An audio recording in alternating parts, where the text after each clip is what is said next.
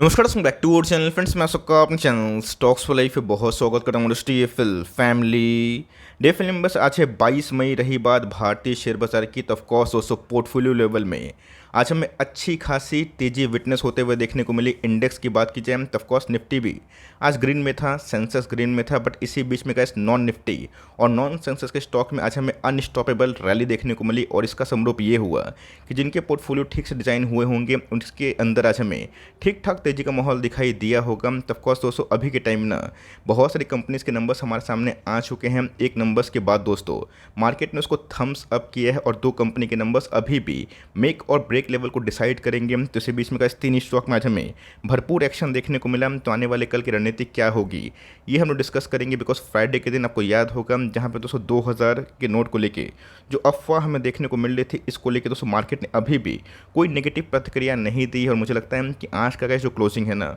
इसको मार्केट ने discount in factor in कर लिया है। तो फटाफट डिस्कस करेंगे, बहुत ही इंटरेस्टिंग वीडियो तीन स्टॉक के बारे में होने वाली है। चैनल फर्स्ट टाइम होंगे सब्सक्राइब कर सकते हैं इस तरह की क्वालिटी कंटेंट को सबसे पहले एक्सेस करने के लिए। Now without dealing for time, let's begin. सबसे पहले स्टॉक की बात की जाए, मुथूट फाइनेंस। आप सबको अच्छे से पता है, इसको मैंने बहुत ही लंबे टाइम से कवर किया था। ऑल्दो दोस्तों चोला फाइनेंस की बात की जाए या फिर अदर एक आध एनबीएफसी को छोड़ दिया जाए, तभी भी गाइस बजाज फाइनेंस की बात की जाए, मुथूट फाइनेंस की बात की जाए, ये ऑल टाइम हाई से ठीक ठाक डिस्काउंट में ट्रेड हो रहे हैं। ऑफकोर्स दोस्तों आपको अच्छे से पता है कि फ्राइडे के दिन मुथूट के आए थे Q4 के नंबर्स बाजार बंद होने के बाद, और मार्केट ने गाइस इस नंबर्स को काफ़ी चेयर किया है। तो ध्यान रखिएगा दोस्तों, आने वाले कल में क्या मोमेंटम कंटिन्यू होगा, क्या इंपॉर्टेंट लेवल को तोड़ के ऑफकोर्स ये 1200, 1300, 1400, 1500 के जो अटैम्प्ट है वो कर सकता है या फिर नहीं कर सकता है, ये देखना बहुत इंटरेस्टिंग होगा। बिकॉज पिछले एक डेढ़ साल से इस स्टॉक में कोई ही परफॉर्मेंस होते हुए देखने को नहीं मिल रही। और ऑफकोर्स अचानक से आज हमें ना वॉल्यूम राइज देखने को मिला, जहाँ पे गैस आज खुलते ही गैप अप ओपनिंग थी।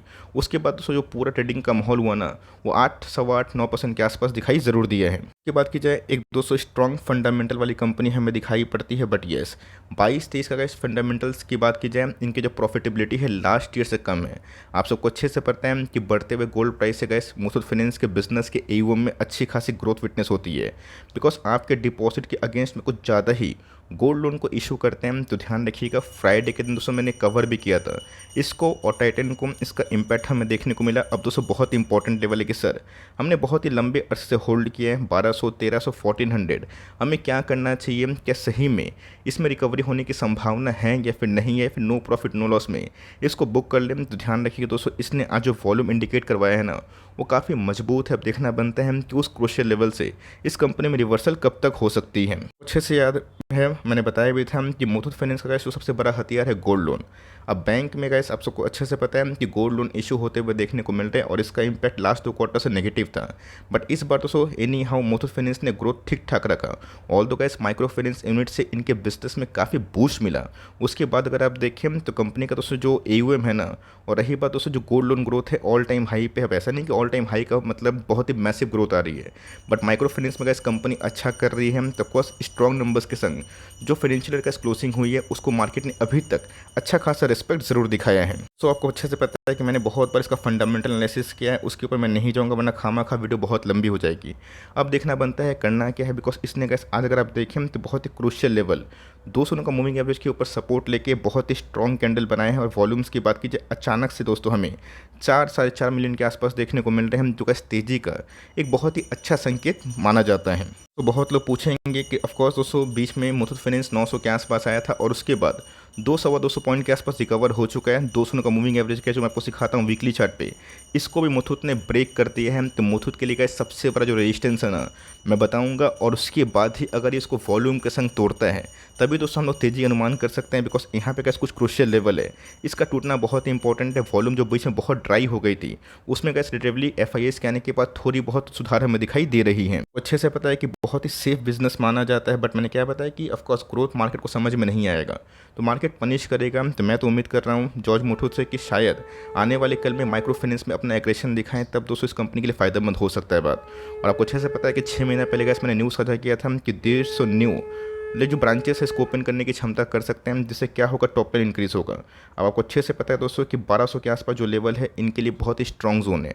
अगर दोस्तों वॉल्यूम के संग अगर कैंडल बनते हैं और 1200 के ऊपर क्लोजिंग देता है ना, तब गैस जो बड़ा रेजिस्टेंस होगा 1400-1500 के आसपास है। तो मुथूट फाइनेंस में आपके पास कोई भी लेवल्स में है, कंपनी में इंटरेस्ट है, होल्ड करे और ऑफकोर्स 1200 का टूटने का वेट करेंगे। तब दोस्तों हम लोग को सही आइडिया होगा कि ये ब्रेकआउट के वर्ज पे जाएगा, तोड़ेगा, या फिर से उसके बाद रिट्रेस होगा। बिकॉज पिछले कुछ समय से कैसे वॉल्यूम्स में ना काफ़ी हद तक फॉल देखने को मिला, जिसकी वजह से एक समय RSI इंडेक्स 70 के आसपास मंथली चार्ट में तो बीच में ओवरसोल्ड के पास आया था और अभी भी गैस 50 के आसपास दिखाई दे रही है।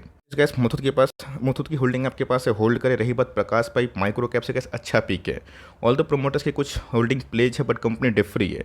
अब दोस्तों कल इनके आने वाले हैं Q4 के नंबर्स, और नंबर्स के पहले हमें एक जोरदार एक्शन देखने को मिल चुका है। आज गैस 6-7% अप था, बट एनी हाउ इसने 180 का लेवल ब्रेक नहीं किया, बट 4.5% के आसपास क्लोजिंग हमें दिखाई जरूर दे रही है। एक महीने की बात की जाए, मैंने गैस माइक्रो कैप से बहुत सारे स्टॉक्स को कवर किया था। बीच में तो कैसे स्टॉक गिर के 140 के आसपास आया था, आपको याद है। वहाँ से गैस 40 पॉइंट चढ़ चुका है। रही बात एक मंथ की प्रोफाइल की, तो एक मंथ में गैस इस कंपनी में 16% के आसपास पैसे बने हैं। दोस्तों लॉन्ग टर्म चार्ट पैटर्न की आप सबको अच्छे से पता है कि मिड कैप स्मॉल कैप में वो रैली नहीं थी और डर था, बट धीरे धीरे गैस वो रिवर्स हो चुका है। बहुत सारे मिड कैप स्मॉल कैप तो हाथ से निकल ही चुके हैं। बट येस, हम लोग इस कंपनी के कल के दिन नंबर्स देखेंगे, बैक टू बैक नंबर्स तो बहुत ही अच्छे आ रहे हैं फ्रॉम पास्ट 4 to 6 क्वार्टर्स। अब इस बार गैस कंपनी कुछ अच्छा करती है तो ब्रेकआउट की संभावना बहुत ही हद तक हाई हो सकती है। बिकॉज पिछले कुछ समय से इसका गैस जो स्ट्रॉन्ग रेजिस्टेंस है 180 और उसके बाद 200, अगर 200 का लेवल ये तोड़ने में सक्षम होगा ना, तो मेरे हिसाब से गैस कंपनी यहाँ से अच्छा खासा पैसा कमा सकती है। बिकॉज कंपनी का मार्केट कैप मात्र 400 करोड़ के आसपास है, 6-7 के पी पे अवेलेबल है। तो ध्यान रखिएगा, छोटी कंपनी में रिस्क होता है ना, तो रिवॉर्ड भी होता है। कल 200 नंबर्स के बाद ही हम डिसाइड करेंगे कि इसमें गैस जो आने वाले कल की रणनीति है वो कैसी हो सकती है। सबको याद भी होगा वॉल्यूम्स में गजब का इजाफा हुआ था। मैंने इसके पहले भी बहुत बार इस लेवल पे भी गैस कवर किया था, ऐसा नहीं कि फिर भागने के बाद इस लेवल पे गैस कवर किया था जब वॉल्यूम अचानक से तेजी आई थी। अब तो गैस अगर आप देखें तो टेक्निकल सपोर्ट अगर आप जानते हैं तो ऑफकोर्स दोस्तों अगर ये चार्ट पैटर्न को ठीक से ड्रॉ करें ना, इसको सपोर्ट लेके दोस्तों ऊपर की तरफ जाने की कोशिश कर रहा है। इसका मतलब ये है कि अभी भी इस कंपनी में स्ट्रेंथ है, और गैस एक बार वॉल्यूम ब्रेकआउट होगा ना, तो हमें ये समझ के चलना चाहिए कि इस कंपनी में एक मैसिव ब्रेकआउट आने वाले दिनों में दिखाई दे सकता है। स्केप्टिक हैं तो कल के नंबर्स को देख लीजिए, उसके बाद मैं ज़रूर इसको एनालिसिस करने की कोशिश करूंगा। लेकिन यस, ये गैस लॉन्ग टर्म में 20 महीने से लंबा कॉन्सोलिडेशन फेज में हमें देखने को मिल रहा है। अगर इसको तोड़ता है ना, इस बॉक्स से निकलता है, तो मेरे हिसाब से गैस सेम कंडीशन इस लेवल पे था, और उसके बाद बॉक्स ट्रेडिंग के बाहर गैस इस कंपनी ने पैसे डबल भी किए थे। तो ये गैस सबसे लंबा कॉन्सोलेशन है।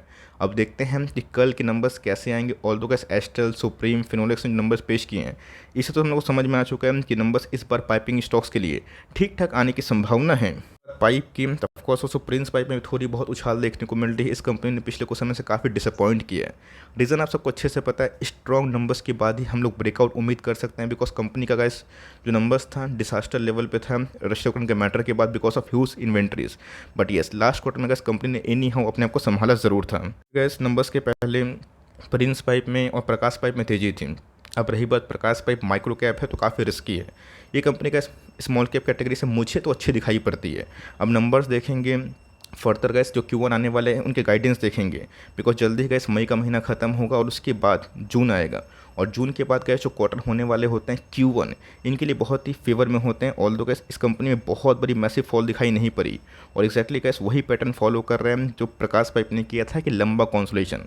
और जो कंपनी गैस मैसिव कॉन्सोलेशन के बाद ब्रेकआउट देता है ना, उसकी रैली काफ़ी हद तक सस्टेनेबल होती है। देखिए दोस्तों PPL में हमने क्या देखा था, 200 का मूविंग एवरेज के बहुत ही ऊपर था। बट यस, ये गैस उसी के लेवल पर रेंग रहे हैं, और पिछले कुछ समय से बिल्कुल भी तेज़ी हमें देखने को नहीं मिल रही। बीच बीच में भागता है फिर गिरता है, और जब जब गैस बड़ा वॉल्यूम आता है उसमें हमें डिलीवरीज भी हाई देखने को मिलती है। तो हम लोगों को दोस्तों वेट करना है 25 मई का, बिकॉज कंपनी गैस 25 मई को अपने जो नंबर्स है Q4 के उसको शो करेंगी। सबसे गैस नंबर्स है कुछ भी हो, ये कंपनी वर्दी है स्मॉल कैप कैटेगरी। सब ऐसा नहीं है कि नंबर्स के बाद बहुत सारी कंपनी से ब्रेकआउट हो गया तो इस कंपनी ब्रेकआउट होना ही चाहिए। आपने देखा कि एशियन पेंट के नंबर्स बहुत ही धुआंधार थे, बट बर्जर पेंट के नंबर्स वैसे नहीं हुए हैं। तो ऑफकोर्स उसको जब प्राइसिंग पावर में आपको पता है कि जो कंपनी लाइक अपने सामान के दाम बढ़ाती है, स्मॉल जो बिज़नेस होते हैं वो कैसे इनलार्ज नहीं कर पाती। सबसे पहले जो बिग बिज़नेस होते हैं ना, वही तो उसको क्या करते हैं, एक्सेलरेट करते हैं, प्राइस हाइक करते हैं अपने प्रोडक्ट्स का, और स्मॉल कैप देखते ही रहते हैं, जिसकी वजह से इन्वेंट्रीज के संग ना इनके मार्जिन्स फॉल होते हैं। बट एक बार गैस इनके इन्वेंट्रीज का प्रॉब्लम सॉल्व होता है, और उसके नेक्स्ट या फिर उसके नेक्स्ट क्वार्टर में ये सब कंपनी अच्छा करते हैं। बर्जर पेंट की बात की जाए ये गाइस 4 क्वार्टर से एशियन पेंट को बीट कर रहा था प्रॉफिटेबिलिटी और टॉप लाइन के मामले में, लेकिन लास्ट 2 क्वार्टर से गाइस एशियन पेंट इसको बीट कर रहा है बर्जर को। रीज़न क्या है? बिकॉज गाइस प्राइसिंग पावर के बाद, प्राइस हाइक के बाद बर्जर ने वो मैसिव हाइक नहीं किया because of its small size. Same दोस्तों एस्टल पे भी लागू हो रहा है। अब देखना बनता है हम कि इस क्वार्टर के बाद गाइडेंस कैसे होते हैं, बिकॉज ये तीनों कंपनी अच्छी है बट लंबा कॉन्स्टिट्यूशन देखने को मिल रहा है। अब देखते हैं हम कि एक कंपनी के नंबर्स ने मार्केट को थम्स अप किया, मतलब मार्केट उसको रिएक्शन पॉजिटिव दिया है। अब 2 कंपनी के नंबर्स कल और उसके बाद परसों या फिर तरसों आ जाएंगे, तब देखते हैं हम कि मैनेजमेंट की कमेंट्री और सही में नंबर्स कैसे आते हैं। आप तीनों में से किसको होल्ड करते हैं कमेंट बॉक्स में ड्रॉप करना भूलिए। वीडियो अच्छी लगी तो प्लीज़ लाइक करिएगा और चैनल फर्स्ट टाइम होंगे सब्सक्राइब करके बेल आइकन को प्रेस करना बिल्कुल भी ना भूलिएगा। तो वैसे मिलते हैं जल्दी ही, तब तक के लिए bye. Thanks for listening friends, God bless you all.